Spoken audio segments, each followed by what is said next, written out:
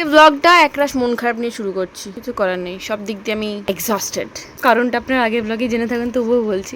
আমার পার্লারের জন্য অনেকদিন আগেই ভেবেছিলাম তো পার্লার খুলবো, তার জন্য আমি এই সমস্ত জিনিসগুলো কেনাকাটি করেছেন, যেগুলো হচ্ছে প্রফেশনাল ব্লো ড্রায়ার। পার্লারে ইউজ করা হয়, এগুলো প্রচন্ড এক্সপেন্সিভও হয়। ব্লো ড্রায়ার বলুন, স্ট্রেটনার বলুন, যেগুলো পার্লারে ইউজ করা, সে এক একটার দাম 4000, 5000, 7000-এরও আছে, যে যেরকম নেবে আর কি। তো তার মধ্যে আমার ব্লো ড্রায়ার, স্পা মেশিন, ফেশিন এগুলো কয়েকটা আছে, বাকি সমস্ত জিনিস কিনতে হবে। এটা আমার বের করার একটাই কারণ, আমি যে মেয়েগুলোকে ইন্টারভিউ নিচ্ছি, আমি চাইবো তাদেরকে একটু হাত সেট করার জন্য, তারা কতটা পারে ব্লো ড্রাই করতে, কতটা চুল সেট করতে পারে, সেটা আমি দেখার জন্য এটা নিচ্ছি। এই ব্লো ড্রায়ারটা না ধরারই একটা ক্যাপাসিটি আছে, ধরলেই বুঝতে পেরে যাবেন যে কে কতটা পারে না পারে। কালার গুলো আছে, বাট আমার যে কালার ম্যাগি কালারটা না ওইদিকে পড়ে গেছে ওয়ার্ড্রোবে, সে কিছুতেই বের করতে পারছি না, এত ন্যারো স্পেস, আমার এর ভেতরে ঢুকতে হবে, এটা সরাতে হবে, দিয়ে করতে হবে। In the morning, I wake up feeling no pain. Long stretches, I get to remember it. Then I see my... নিচ থেকেও পেলাম না, কোথায় রেখেছি আমার নিজেই মনে নেই। অনেকদিন পর আমার চ্যানেলের এই যে সিলভার প্লে বাটনটা নামালাম, একটু পরিষ্কার টরিষ্কার করলাম। সকাল থেকে শাশুড়ি মাকে নিয়ে একটু ব্যস্তই ছিলাম, সত্যি কথা বলতে, ব্লগ শুট কিচ্ছু করে উঠতে পারিনি, কারণ শুনতে পাচ্ছেন নিচে থেকে চেঁচাচ্ছে। এখন বয়সের সাথে সাথে অনেক রকমের প্রবলেম হচ্ছে, তো সেই সব প্রবলেম হয়তো আমার মনে হয় না অনলাইনে মানে সবার সামনে বলাটা ঠিক বা বলছি, এটা হচ্ছে মানসিক প্রবলেম হচ্ছে মানে আমার শাশুড়ি মায়ের, তো সেই নিয়ে না মানে খুব বলবো আর কি, খুব মানে মধ্যে আছি, খুব ফ্রাস্ট্রেটেড লাগছে।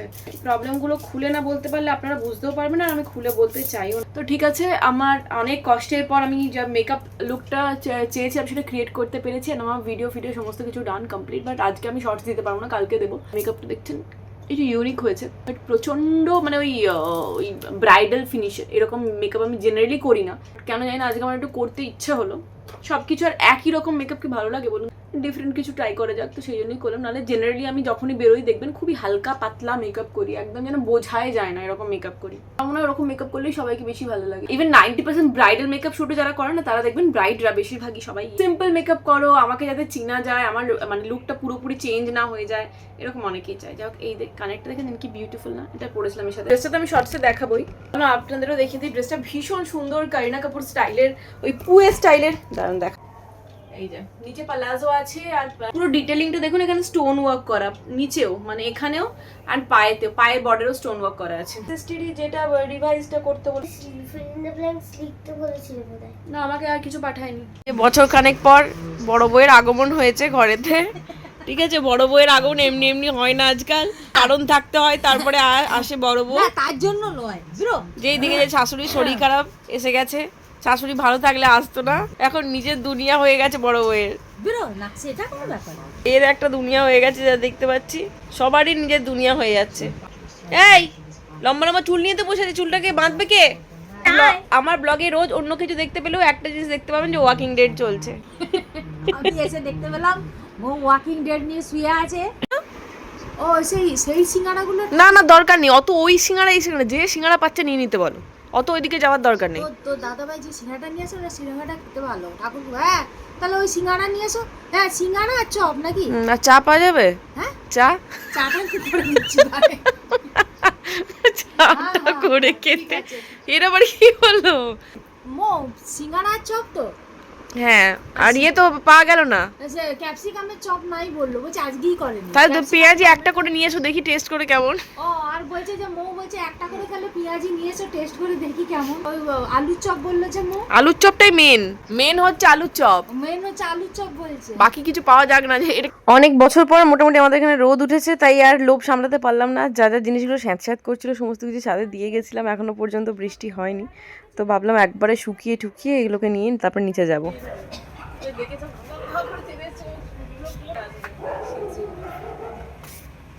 বর্ষা গেলে এসব তুলতে হবে, বর্ষা গেলে বাঁচে যাবে। কারি পাতার গাছটা মো গ্রো করেনি না, কারি পাতার গাছটা এই এত বড় একটা সাপ কোথায় রে? ওই পাঁচিল থেকে রান্না করে পাঁচিল করে যাচ্ছে আবার। এই আমি আবার এই জানলাটা আমি দিই না নিলে আমার মতো দিদিভাইয়েরও প্রপার টাইমিং আছে, যখন চা খায় তো দিদিভাই ছাদ থেকে নেমে এসেই বলে চল একটু চা বানাই, তখন ঠিক আছে আমি বানাচ্ছি, চা বসালাম। আর নদীরও এখানে সন্ধ্যেবেলা কিছু টুকটাক খেতে ইচ্ছা করে, মানে ওই মানচিং টাইপের।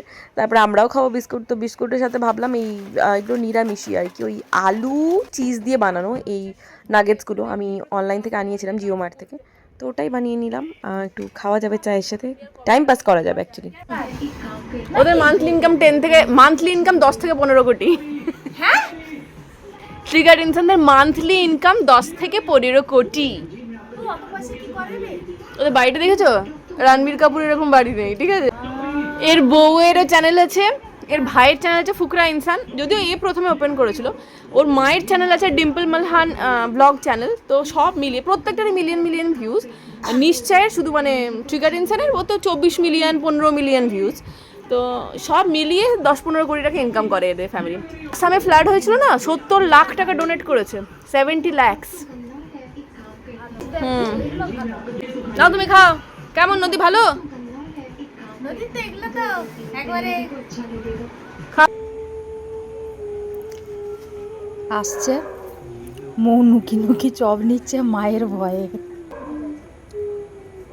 মাকে দেখানো চলবে না। এতদিন পরে ভালো জায়গা থেকে দাদাভাইকে চপ আনতে বলেছিলাম, আমি এত চপ খাবো মরে যাবো দেখি। তো গল্প বলাতে শুনতে এলাম ভূতের গল্পে বাঁশি বাজাচ্ছে, কৃষ্ণের বাঁশি। আমরা সবাই মিলে এখন একটা চপের পার্টি চলছে। এই এটা লঙ্কা বিশাল ঝাল, খাস না?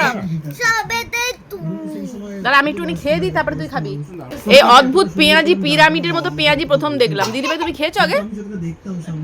এই পিরামিড পেঁয়াজি, এটা তুই খাবি না? খেতাম না চালিয়ে। হ্যাঁ তো দাদাভাই এখানে কাছাড় খেয়েছি জানি। কোনখানে? এইখানটায় কখন? সকালে আসতে এখানে জল জমেছিল। ওই জন্যই বলছি যে এখানটা খাতারনাক, আমি তো জানি না কাছাড় খেয়েছে বলে। দাদাভাই এখন কাছাড় খাওয়ার সিজনে ভুগছে, সব জায়গায় কাছাড় খাচ্ছে শুধু। গিয়ে বলে ঘরে গিয়ে বলিনি লাগিছে, সালাক করে হয়ে গেছে, সামলে নিয়েছি।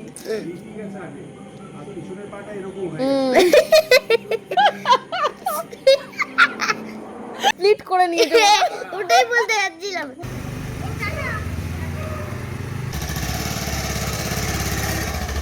Good morning everyone. কালকে রাত্রেবেলা পুরো একদম চোখ বন্ধ করে ভালো করে ঘুম দিয়ে দিয়েছি, আর সকালবেলা উঠে পুরো ফ্রেশ লাগছে। নদী চলে গেছে স্কুলে, বেসা মুখার্জিও কালকে রাত্রে 11টার সময় ফিরে গেছে বাড়ি। অনেকদিন পর আজকে কেন জানি আমার একটু পাও ভাজি খেতে ইচ্ছে করছে, হোমমেড পাও ভাজি, বাট আমার কাছে বাড়িতে পাও নেই। বেসা মুখার্জিকে আনতে বলেছিল নর্মাল যেরকম পাউরুটি, ওটা যদি এনে থাকে ওটা দিয়ে খাবো, যদি না এনে থাকে আমাকে এখন বাইরে যেতে হবে পাউরুটি আনতে। ইভেন অনেক বছর ধরে ভাবছিলাম যে যারা পুজোতে নতুন জামা কাপড় পরতে পারে না, তাদের জন্য আমি কিছু এবছর পুজোতে অন্তত কিছু ব্যবস্থা করবো। প্রথমে ভেবেছিলাম কিনে দেবো, তারপর ভাবলাম আমার নিজের যত প্রোডাক্ট বিক্রি করি, তো সেখান থেকেই নতুন কিছু জামা কাপড় আমি ওদের দেবো।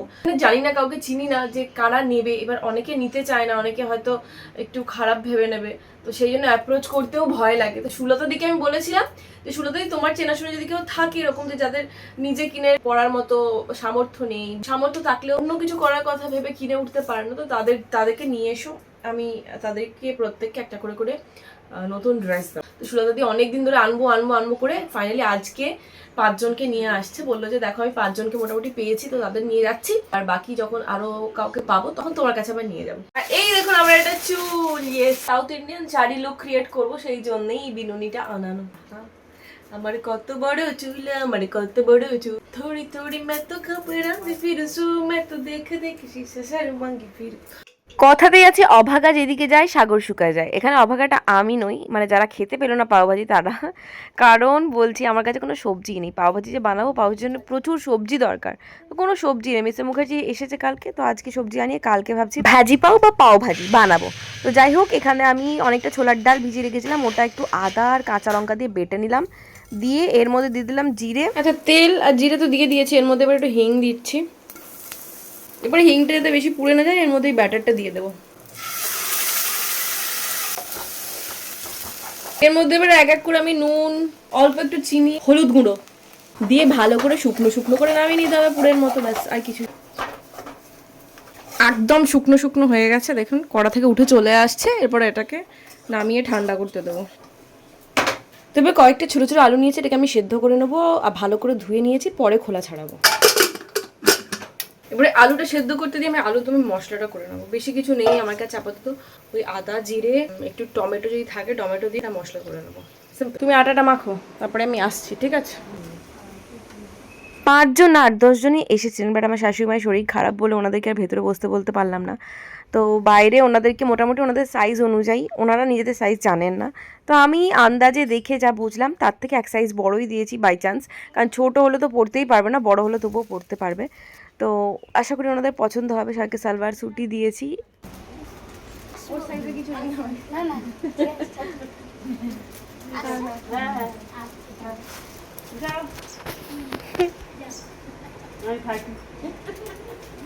তুমি যাবে নাকি ভাবছো? আমাকে দিলে মানে চলে যাই। হ্যাঁ, তোমাকে পরে দেবো, পুজো আসুক তখন। তো সাইজ অনুযায়ী অনেকেরই প্রবলেম হচ্ছিল, কারণ বেশিরভাগই 3XL XL এর মধ্যে ছিল। মিডিয়াম বা রোগা আমার মতো সেরকম কেউ ছিল না। সুরদাদি আরও কিছু মানুষজনকে নিয়ে আসবে কালকে বলেছে। খাজাক কত দিকে দিয়ে পারে, ওনারা খুব খুশি হয়েছেন, এটাই যথেষ্ট। সুরদাদিকে দিয়ে আমি ময়দাটা মাখিয়ে নিয়েছি ডালপুরির। সুরদাদি খুব ভালো ময়দা মাখে, ওই জন্য আমি অতটা ভালো পারি না। এর পুরটাও বেশ ঠান্ডা হয়ে যাবে, হাত থেকে উঠে উঠে আসছে, দেখেছেন? এখানে আলুও সেদ্ধ হয়ে গেছে, আলুর খোলাগুলো আমি ছাড়িয়ে নেবো ছোটো ছোটো। আমি ততক্ষণ এর মধ্যে পুরগুলো ভরে নিই ছটফট করে। এইভাবে বাটির মতো করে নিলাম, দিয়ে পুরটা ঢুকিয়ে সুন্দর করে বেলে নেবো। পুরটা একটু বেশি করে দেবো, ঠিক আছে? বেলতে হয়তো একটু অসুবিধা হবে, বেরিয়ে টেরিয়ে যাবে, বাট ঠিক আছে, খেতে তো ভালো হবে। এরমভাবে সমানভাবে ডেলিটা করে নিতে হবে, তার কারণ নাহলে চারিদিকে ছড়াবে না, মাঝখানটায় পুরটা ঠুসে বসে থাকবে, স্প্রেড করে যায়। প্রত্যেকটা পুর রেডি করবো, এটা আমার মেয়ের জন্য রেখে দেবো, ইভেন এসব খেতে ভালোবাসে।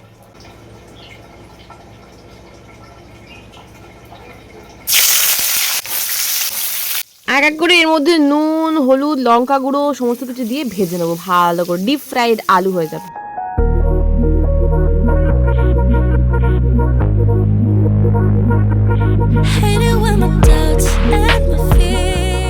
আলু আমার আলু গো আলুই ভুবন ভরা।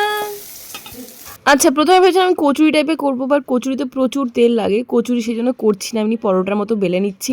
একদিকে আলুর মশলা কষছি আলুর দম বানানোর জন্য, আর এদিকে আমি পরোটাগুলো বেলছিল। পরোটা শেপে হয়নি, যেটা যেরম শেপে পেরেছি করেছি। পরোটাগুলো খুবই নরম সুন্দর খেতে হয়েছিল, বাট তাড়াহুড়োর চোটে না মানে কোনো রকমের সেরে নিয়েছি। এমনিতেই দেরি হয়ে গেছিলো, মেসে মুখার্জি কালকে রাত্রেবেলা এরকম কিছু ভালো খেয়ে শোয়নি, তাই সকাল সকাল জলখাবারের ব্যবস্থা। ঠাকুরের কাছে যেতে পারছি না বলে তোমাকে আমি ঠাকুরের জিনিসগুলো জানলায় রাখতে দিলাম, তুমি এখানে সোয়া সসের বোতলটা ঠাকুরের কাছে রেখে দিয়েছো। এই যে সরষের তেল, ওটা ঠাকুর সোয়া সস খাবে? ছোট সরষের তেলের বোতল, ওই জন্য নি সোয়া সস আমি অত খেয়াল করি। সোয়া সসটাকে ওখানে রেখে দিয়েছি। ডালপুরিও রেডি, এদিকে আলুর দমও রেডি। সুলতাদি এখানে চা করছে আমার জন্য। সুলতাদির এটা হচ্ছে রোজকারের দায়িত্ব আমার জন্য চা করা। আর এই দেখুন, এই বিশ্ব ব্রহ্মাণ্ড জিনিসটা দেখেছেন? এই সাইজের আমি এটা নিয়ে এসেছি মিষ্টির দোকান থেকে, বুঝলাম? আমি দেখে খুব ভালো লাগলো। এটা নতুন মিষ্টি হয়েছে, দোকান হয়েছে না, কথা বলি নাকি সুইটস, এই রায়পুর মোড়ের কাছটায়। তো ওখানে দেখলাম এই এত বড়, আমি যেটা কী মিষ্টি বললো, ছানার রোল। হ্যাঁ ঠিক আছে, এটা মনে হয় কেটে কেটে খেতে হবে, বুঝলে? খাবে? একটু খেয়ে দেখো কেমন।